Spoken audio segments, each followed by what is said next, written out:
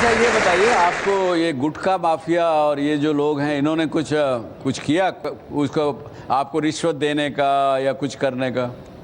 मुझे एक वाकया अभी याद आ गया, सर जी को हम बताना चाहेंगे आपको भी कि अभी से 8 वर्ष पहले हिलसा में हम रहते हैं, नालंदा जिला में हिलसा एक अनुमंडल मुख्यालय आपको पता होगा। हम अपनी एक टीम को लेकर, गुटखा छोड़ो आंदोलन की एक टीम को लेकर के साइकिल से दिल्ली पहुंचने का हमारा अभियान था। ओह वाह वाह वाह। आपको ये पता होगा, जब कोई भी अच्छा काम आप कीजिएगा तो उसका विरोध करने वाले भी ज़्यादा लोग मिलेंगे, समर्थन कम करेंगे और विरोध ज़्यादा करेंगे। हाँ। और मैंने महसूस किया कि विकट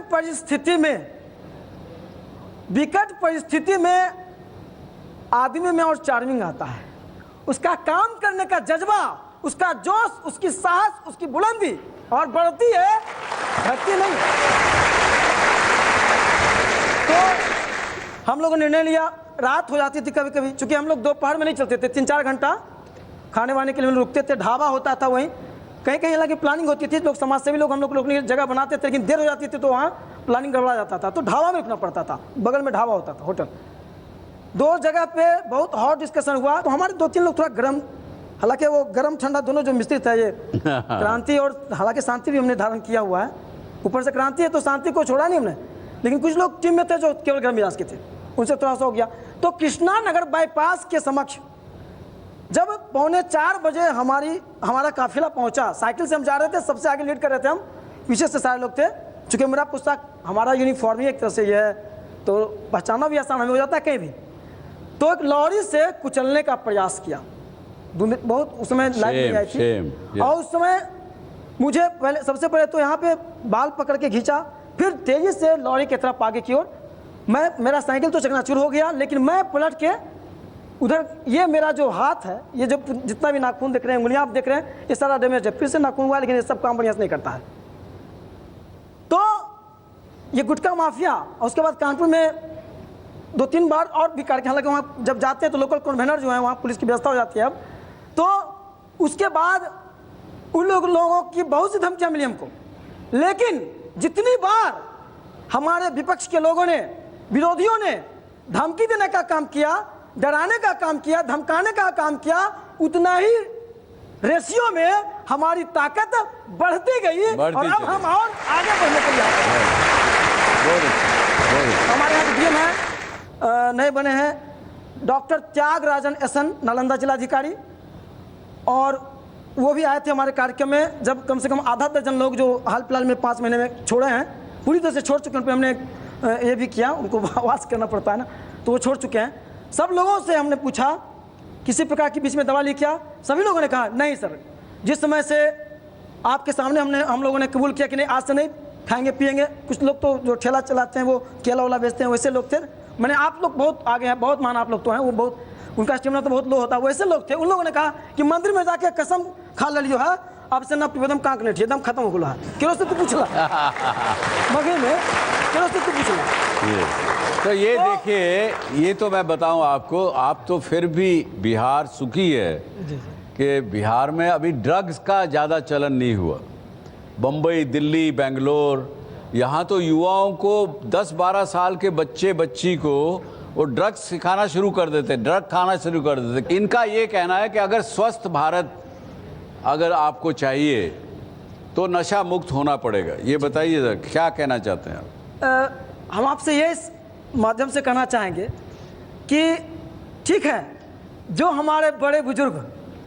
जो अत्यधिक नशा का सेवन करते हैं, या कभी कभी 2 प्रकार के हैं, एक बराबर लेते हैं, कभी कभी बोलते हैं कि कभी कभी लेते हैं, यानी कि एक चुनौती नहीं रखते हैं अपने पास, वो किसी से मांग के कहीं नहीं खाते हैं। और कुछ लोग हमको कहते हैं मैं वैसा वाला में नहीं हूँ, बोले कैसा वाला में, मैंने चुनौती नहीं रखते हैं, कोई दे देता है तो खा लेते हैं। अब कुछ लोग चुनौती रखने वाले होते हैं, तो इन लोगों का छुड़ाने का कार्यक्रम तो हमारा जारी है, पोस्टर के माध्यम से, चित्र लगा के, प्रदर्शनी के माध्यम से, नुक्कड़ नाटक के माध्यम से। नुक्कड़ नाटक करते हैं, ये खुद लिखते हैं नाटक। आपकी तरह की टीम है, और 25 साल से हम करवा रहे हैं वो तो 25 साल से कई नुक्कड़ नाटक की टीम बनी 9th में पढ़ता था उसमें, और उसी समय ने मैं समर्पित किया कि अब इसी में जब झोंक दिए तो ना शादी करेंगे ना ब्याह करेंगे, अब गुटखा विरोधी अभियान हो चुके हैं।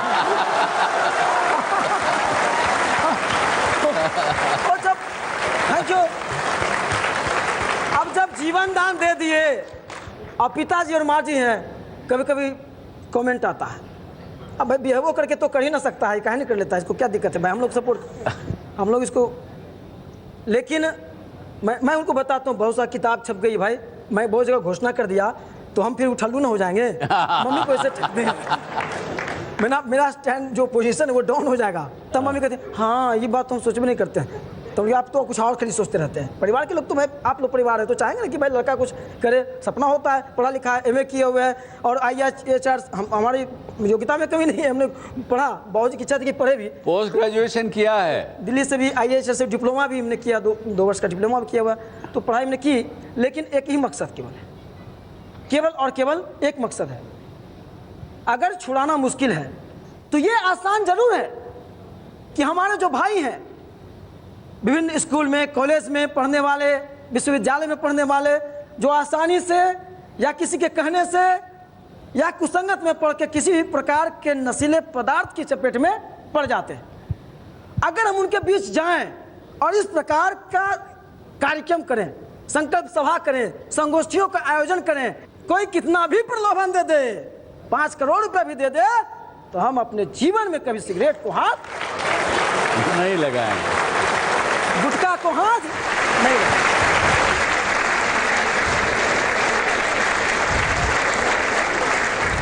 तो देखिए इस प्रकार के भी लोग हैं,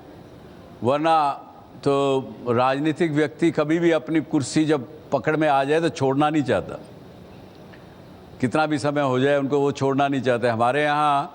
बंसीलाल जी मुख्यमंत्री बने पुराने समय में, तो उनका जब 5 वर्ष पूरा हो गया तो उनसे किसी ने पूछा कि जी अब तो आप छोड़ दीजिए, दूसरे किसी को मुख्यमंत्री बनाइए। बोला भैया मैं जाट का बेटा हूँ, मैं जाटनी का बेटा हूँ, अगर ऊँट की पूंछ भी ध्यान में आ जाए, पकड़ में आ जाए, उसको भी नहीं छोड़ते 5 कोस तक, अब तो ये तो बड़ी लंबी गाड़ी और सब कुछ मिला हुआ है।